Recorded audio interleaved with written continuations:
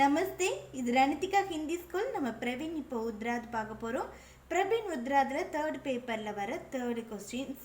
ஹிந்தி கா ஸ்வர்ண யுக பக்தி கால். ஹிந்தியில் பொற்காலம் பக்தி காலம் அப்படின்னு சொல்லியிருக்காங்க. ஹிந்தியில் பொற்காலம்ங்கிறது என்னதுன்னா பக்தி கால் அப்படின்னு சொல்லியிருக்காங்க. ஸோ இவங்க எதை வச்சு சொல்கிறாங்க அப்படிங்கிறத பார்க்கலாம். ரூப்ரேகா, அவுட்லைன், பிரஸ்தாவனா, முன்னுரை, முடிவுரை, விஜய் பிரவேசன பொருள். நம்ம பொருளில் தான் இந்த அண்டர் இந்த ஹெட்டிங்ஸ் எல்லாம் வரும். ஒவ்வொரு ஹெட்டிங் நிபந்தக்கார் பரிச்சயம்னா எழுத்தாளர் அறிமுகம், ஹிந்தி சாகித்யக்கா பல்வேறு, ஹிந்தி இலக்கியத்தில் பல்வேறு மேற்பாடு, சமன்வயதா, ஒற்றுமை, மூலியவத்தா, வேல்யூபிள், சாமாஜிக் பரிபேக்ஷிய மூலிய வந்து சொசைட்டின் அதாவது சமுதாயத்தின் சூழலில் மதிப்பு, இலக்கியத்தின் இது வந்து சாகித்யத்துக்கு வந்து இலக்கியத்தின் சூழலின் மதிப்பு, தார்மீக மதம் மத சூழலின் மதிப்பு, குரு மகிமை வந்து உங்களுக்கே தெரியும், குருவோட மகிமை பற்றி சொல்கிறது. சரியா? நிபந்தக்கார் பரீட்சை பார்க்கலாம். பாபு குலாப்ராய் எழுதினது. எழுத்தாளர் அறிமுகம். बाबू गुलाब राय का जन्म उत्तर प्रदेश में इटावा में 1888 ईस्वी को हुआ. சரியா? பாபு குலாப் ராய் வந்து எப்போ பிறந்தாரு, எங்கே பிறந்தாரு? உத்தரப்பிரதேஷில் இடாவாங்கிற ஒரு இடத்துல 1888 கிபி ஈஸ்வின்னா இது கிபியில் பிறந்தார். உன்ஹோனே MA LLB ஆதி உபாதியாங் பிராப்திகி. அவர் வந்து MA படித்தார், LLBங்கிற பட்டம், இந்த ரெண்டு பட்டமும் பெற்றிருக்காரு. उनको आगरा विश्वविद्यालय ने DLIT की उपाधि प्रदान की. அவர் வந்து என்ன பண்ணார்னா ஆக்ரா யூனிவர்சிட்டியில் லிட்ரேச்சர் பட்டத்தையும் பெற்றார் அப்படின்னு சொல்கிறாங்க. அப்புறம் என்னென்ன படித்தார் அப்படின்னு சொல்லிட்டு பார்க்கலாம். நவரச சித்தாந்த், நவரசம் சொல்லுவாங்கள்ல, 9 ரசத்துக்குரிய தியரிட்டிக்கல் வந்து படித்தார். அடுத்தது வந்து அத்தியன் ஆய்வுகள், அது ஸ்டடீஸ் ஆய்வுகள் பற்றி, காவியக்கு ரூப், காவியத்தோடைய வடிவங்கள், ஹிந்தி நாட்டிய விமர்சனம், ஹிந்தி நாட்டியத்தோட விமர்சனம், ஆதி இன்கி பிரமுக ஆதி, இவையெல்லாம் என்னது இவருடைய முக்கியமான படைப்புகள். வே ஏக் கம்பீர் அவுர் விஸ்லேஷக் நிபந்துக்காருங்க. அவர் ஒரு கம்பீரமான மற்றும் வந்து அனலைஸ் பண்ணக்கூடிய, எதையுமே வந்து ஆராய்ந்து பார்க்கக்கூடிய ஒரு எழுத்தாளர். உன்ஹோனே வெக்தி பரக் और वस्तु परक निबंध लिखे हैं. வெக்தி பரக்குனா ஒரு நபரை பற்றின ஒரு அனலைஸ்மெண்ட்டு, ஒரு பொருளோ வஸ்துவை பற்றின ஒரு அனலைஸ்மெண்ட்டுக்கு வந்து தான் எழுதக்கூடிய ஒரு எழுத்தாளர். உன்கி அனலைஸ் ஆராய்ச்சி பண்ணி தான் எழுதுவார். சரியா? ஆய்வு பண்ணி ஆராய்ச்சி பண்ணி தான் எழுதுவார். எது வேணாலும் எழுதலாங்கிறது மாதிரி எழுத மாட்டார். उनकी मृत्यु 13 ஏப்ரல் 1963 ईस्वी को हुआ. அவருடைய டெத்து வந்து இந்த ஏப்ரல் 1393 கிபியில் இறந்து போயிட்டாரு. பிரஸ்தாவனை நம்ம முன்னுரை பார்க்கலாம். ஹிந்தி சாகித்ய के इतिहास में ஹிந்தி இலக்கியத்தின் வரலாற்றில் சங்வந்தன்னு ஒரு பீரியட் இருக்குது. அது 1374 இருந்து 1650 வரைக்கும் காலாவதி, இன் பிட்வீன் ஆஃப் டைம், அந்த இதுக்கும் நடுவில் இடைப்பட்ட டைம் பக்தி கால்னு சொல்லுவோம். ராமச்சந்திர சுல்க் கே அனுசார் 1375 से 1700 तक भक्ति काल माना जाता है. ராமச்சந்திர சுல்குன்னு இருப்பார். அவருடைய படி வந்து என்னது 1375 இருந்து 1700 வரைக்கும் பக்தி கால் இருக்குன்னு சொல்கிறாங்க. வீர்காத கால் கி உபேக்ஷா. வீர்காத காலை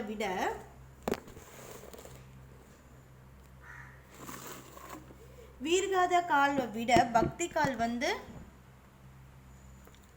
भक्ति काल में कि हिंदी में उत्तम रचना अधिक मात्रा में लिखी है. வீர்காத ஒவ்வொரு டைம் ஆஃப் பீரியட் சொல்லுவோம். வீர்காத கால், பக்தி கால், ஆதுனிக் கால், ரீத்தி கால் சொல்லுவோம் இல்லையா? அதில் வந்து இதை சொல்லியிருக்காங்க. வீர்காத காலை விட பக்தி காலில் வந்து ஹிந்தி ஒரு பெஸ்ட் படைப்புகள்லாம் அதிகமாக வந்து எழுதப்பட்டுச்சு அப்படின்னு சொல்லிட்டு.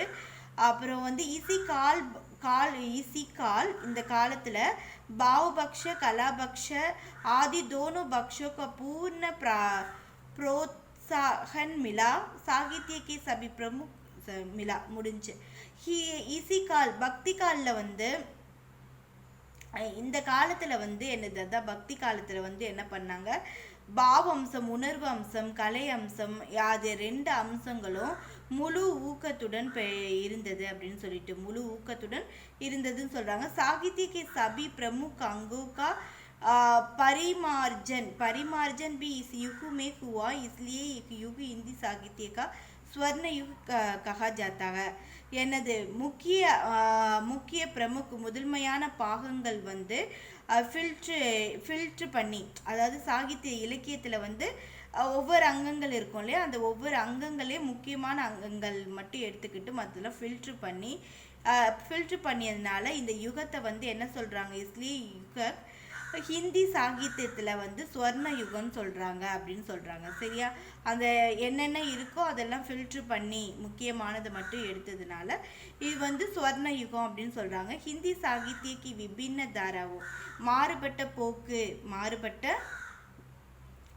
போக்கு என்னென்ன, ஹிந்தி இலக்கியத்தில் வந்து மாறுபட்ட போக்கு என்னென்னா, பக்தி காலில் வந்து ரெண்டு விதமான மாறுபட்ட போக்கு இருந்தது. ஒன்று நிர்குண்வாதி தாரா, சகுன்வாதி தாரா. நிர்குண்னா கடவுள் வந்து இருக்காரு ஆனால் பட் உருவம் இல்லை. சகுன்தாரன்னா உருவம் இல்லை கடவுள், அந்த கடவுளுக்கு வந்து உருவம் இருக்குது. நிர்குண்தாராவுடைய டைப்ஸ் பார்த்தோன்னா வந்து சந்த் காவிய, சூபி காவிய. சந்த் காவியில் வந்து அறிவு காவியங்கள், கவிதைகள். இது வந்து காதல் கவிதைகள். சந்த் காவியக்கு ஹம் ஞான் மார்க்க சாகா அவர் கூஃபி காவியக்கோ பிரேம் மார்க்க சாகா. இப்போ நம்மளுக்கு என்னென்ன கிடைக்கிது, சந்த காவியத்தில் வந்து நம்ம ஞான மார்க்கத்தை ஞானம் தெரியுது, ஞான வழி தெரியுது, அதாவது அறிவு பற்றின ரிலேட்டட். இது கூபி காவியில் வந்து காதல் பற்றின ரிலேட்டடு. நாம் புகார்த்திகை இந்த மாதிரி கூப்பிடுவாங்களாம். எப்படி கூப்பிடுவாங்க, ஞான் மார்க்க சாகான்னு கூப்பிடுவாங்க, இல்லைன்னா பிரேம். இதை வந்து சூபி காவியத்தை வந்து பிரேம் மார்க்க சாகான்னு சொல்லிட்டு கூப்பிடுவாங்க அப்படின்னு. சகுன்வாதி தாரா இப்போ 2வது உருவம் உள்ள இதுக்கு வந்து 2 டைப்ஸு, ராம் பக்தி தாரா, கிருஷ்ண பக்தி. இந்த இது ராம் பக்தி தாரா, கிருஷ்ண பக்தி, இந்த இது போட்டுக்குங்க. போட்டால் கொஞ்சம் பெருசாக நம்மளுக்கு தெரியும். உங்களுக்கு நீங்கள் எழுதப்பட்டவங்களுக்கு தெரியுதுங்கிறது தெரியும். சமன்வதனா ஒற்றுமை, அப்படி ஒருங்கிணைப்பு அப்படின்னு சொல்லலாம். यद्यपि भक्ति काव्य के 4 शाखाएं थी, हिंदू उनमें एक प्रकार की சமன்வயத்தா அவசியத்தி அப்படின்னு சொல்லியிருக்காங்க. பக்தி காவியத்தில் வந்து பக்தி கவிஞர் 4 பிரிவுகள் இருக்குது. இருந்த போதிலும் வந்து எல்லாமே வந்து ஒரு விதமான ஒற்றுமையாக இருந்த போதிலும் நிச்சயமாக ஒரு விதமான ஒற்றுமையுடன் இருக்குது அப்படின்னு சொல்கிறாங்க. அந்த ஒற்றுமை என்னன்னா, உனக்கே பிரதான் லட்சியம், அதோடைய முக்கியமான லட்சியம் எண்ணி பார்த்தோன்னா பக்தி. இப்போ இந்த 4 காலத்துக்குமே என்ன இருக்குது, பக்திங்கிற ஒரு காமன் விஷயம் இருக்குது. அதான் ஒன்று சமன்வயத்தான இந்த காமன் விஷயம் இருக்குது அப்படின்னு சொல்கிறாங்க. அடுத்தது வந்து கபீர் ஞானோபாஷக்கத்தே அறிவானவர். கபீர் வந்து அறிவானவர். மகர் உன்பர் வைஷ்ணவ தர்ம கா பிரபாவ் படாக. ஆனால் அவர் வந்து வைஷ்ணவ தர்மத்தோடைய தாக்கமும் வந்து அவருக்கு வந்து கபீர்தாஸ்க்கு வந்து ரொம்ப அதிகமாக இருந்தது. இஸ்லியே வெகுது, அதனால அவர் என்ன சொல்றாரு, ஸ்வீகார் கர்த்தேக, அதை அக்செப்ட் பண்ணிக்கிறாரு.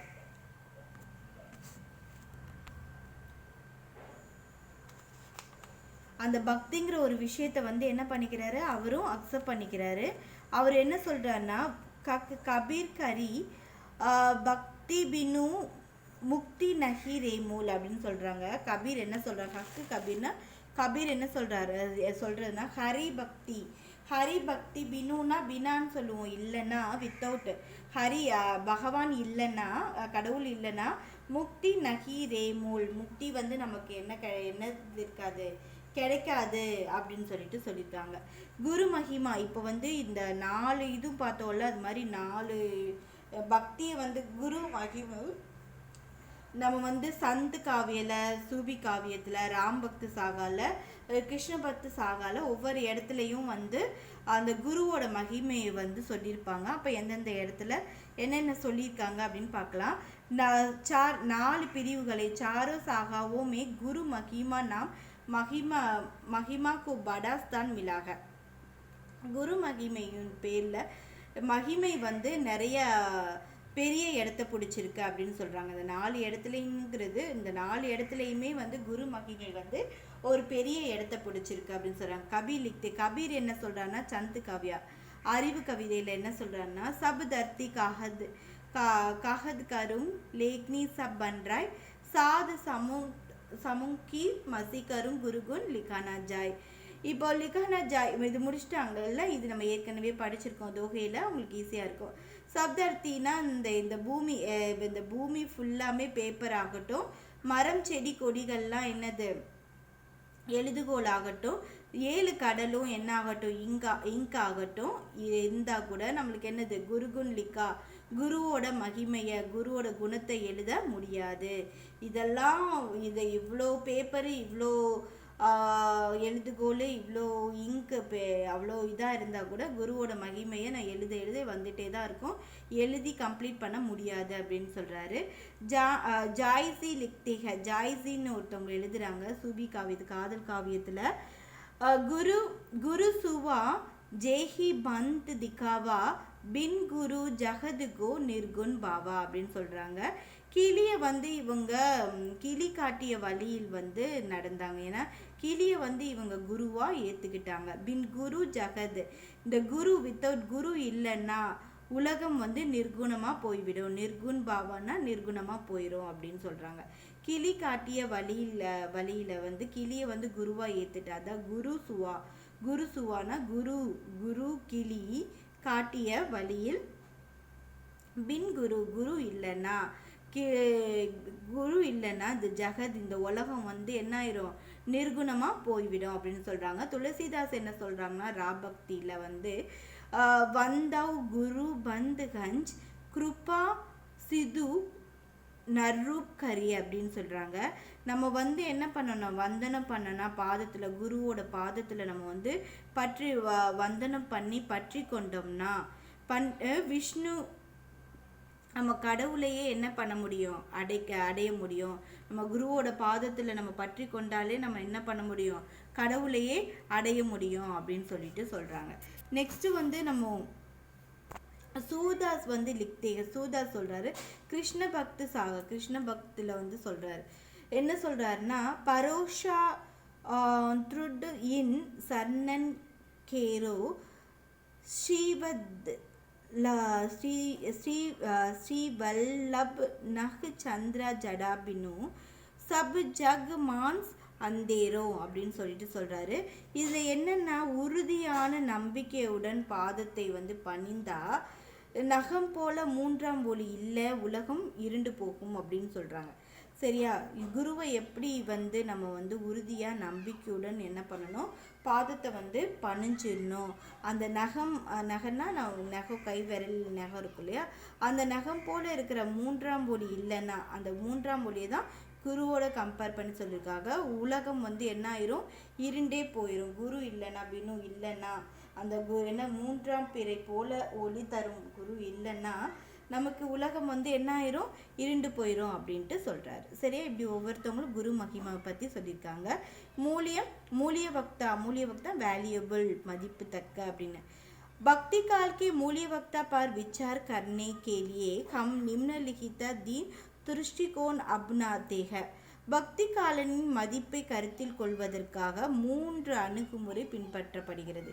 பக்தி காலுக்கு வந்து எப்படி வேல்யூபிளான வந்துச்சு அப்படிங்கிறதுக்காக 3 டைப்ஸ் ஆஃப் 3 இதை வந்து ஃபாலோ பண்ணுறோம்.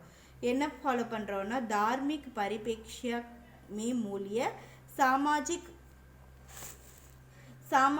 परिप्रेक्ष्य में मूल्य, साहित्य परिप्रेक्ष्य में मूल्य.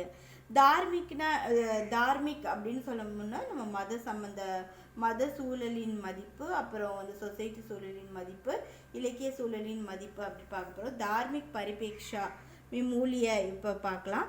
इस काल में चारों धाराओं में आध्यात्मिक विचारधारा பாயி जाती है. இந்த காலத்தில் 4 பிரிவுகள்லையும் என்னது ஆன்மீக எண்ணங்கள் வந்து இருந்தது அப்படின்னு சொல்லிட்டு சொல்கிறாங்க. मलिक मोहम्मद जायसी ने लौकिक कथाओं में धर्म के आध्यात्मिक रूप दिया है. மாலிக் முகமது ஜாய்சி எனது ஒரு ஆனந்த கதைகளில் தர்மத்தை அதாவது மதத்தை போதிக்கிற ஆன்மீகத்தை தான் கொடுத்துருக்காரு, ஆன்மீக கதையை கொடுத்துருக்காரு. உன்கோனே நிஷ்கம் பிரேம் சேத் சப்சே உத்தமமான அவருடைய தன்னலமற்ற காதல் எல்லாத்தை விட தன்னலமற்ற அன்பு வந்து என்னது எல்லாத்தை விட உத்தமமாக மதிக்கப்படுகிறது அப்படின்னு சொல்கிறாங்க. கபீர்தாஸ் நே தர்மக்கோ மான்வி விசாரோ கா விஸ்தார் கியா.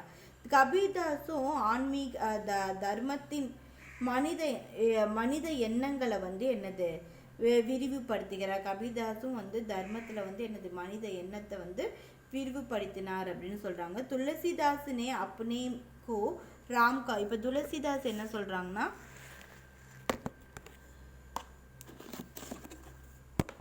துளசிதாஸ் வந்து அவர் வந்து தன் அடிமையாக வந்து ராமர் முன்னாடி தன்னை அடிமைன்னு சொல்லிக்கிறாரு. சூர்தாஸ் வந்து சூர்தாஸ் பக்தி வந்து எப்படி சொல்கிறாருன்னா, கிருஷ்ணன் முன்னாடி சக்கிய பாவ் பிரமுக் ரூப் மேத்தா.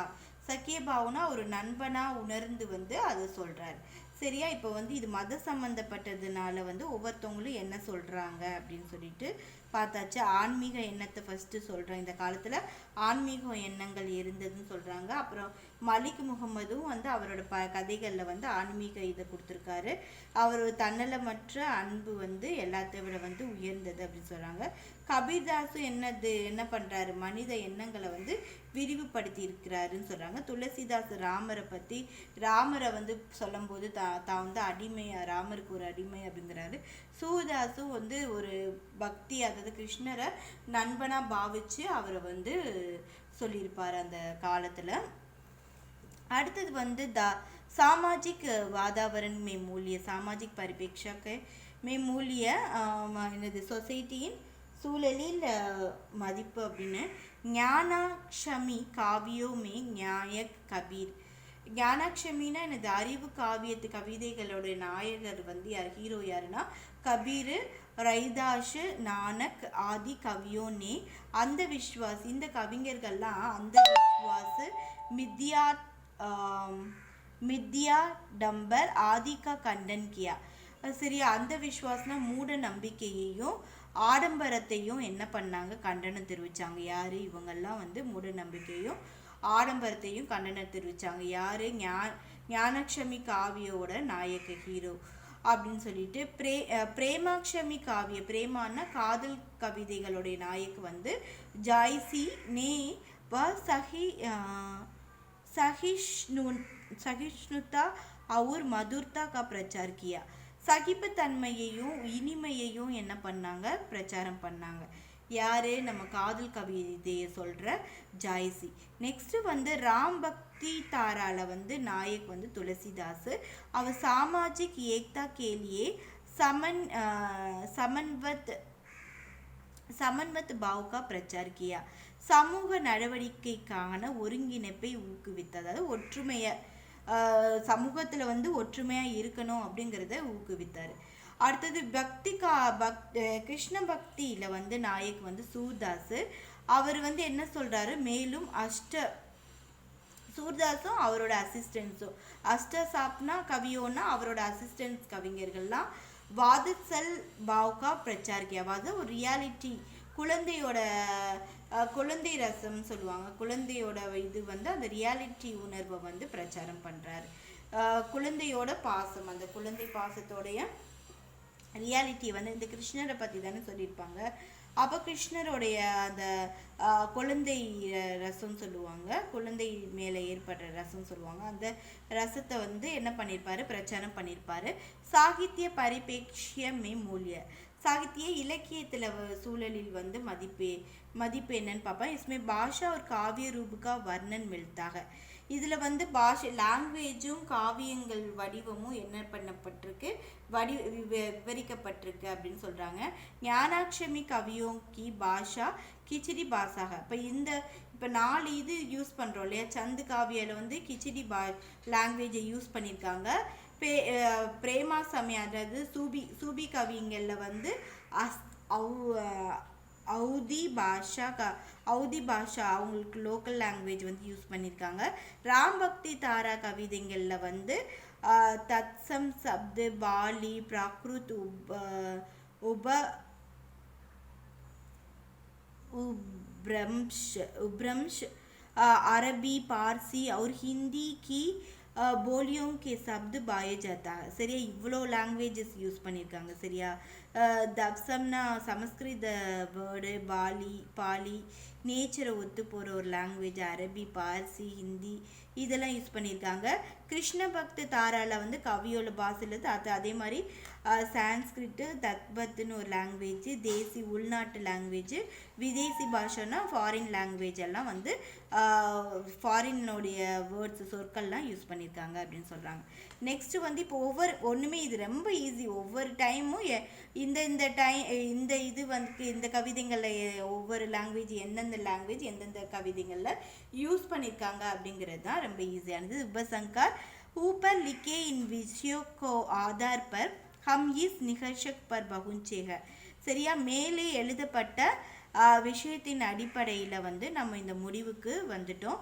பக்திகாலின் சாகித்ய பக்திகாலில் வந்து இலக்கியத்தில் வந்து உணர்வு பூர்வமாகவும் குணாத்மக்னா என்னது குணநலங்கள் மிக்கவாகவும் சமன்வயாத்மக் திருஷ்டி ஈக்குவலைஸ் அதாவது சமமாக பார்க்குற பார்வையும் சர்வோதம் பெஸ்டாகவும் சர்வோபரிமானா ஹையஸ்டாகவும் கருதப்படுகிறது. இன்கி குணோக்கே காரன் இந்த குணங்கள்லாம் இருக்கிறனால மறுபடியும் சொல்கிறேன், மேலே எழுதப்பட்ட விஷயத்தின் அடிப்படையில் வந்து இந்த முடிவுக்கு வருது. என்னென்னா பக்திகாலில் வந்து இலக்கியத்தில் வந்து உணர்வு பூர்வமாகவும் குணங்கள் நிறைந்ததாகவும் அப்புறம் வந்து என்னது சமமாக பார்க்கக்கூடிய பார்வை இருந்தது. அது வந்து பெஸ்ட்டாகவும் ஹையஸ்டாகவும் கருதப்படுகிறது அப்படின்னு சொல்கிறாங்க. இந்த குணங்களின் காரணமாக, அதாவது இந்த 3 குணங்களின் காரணமாக இந்தி இலக்கியம் வந்து பக்திகால் வந்து ஹிந்தி இலக்கியத்தில் வந்து ஒரு ஸ்வர்ண காலம் பொற்காலம் அப்படின்ட்டு சொல்கிறோம் அப்படின்னு சொல்கிறாங்க.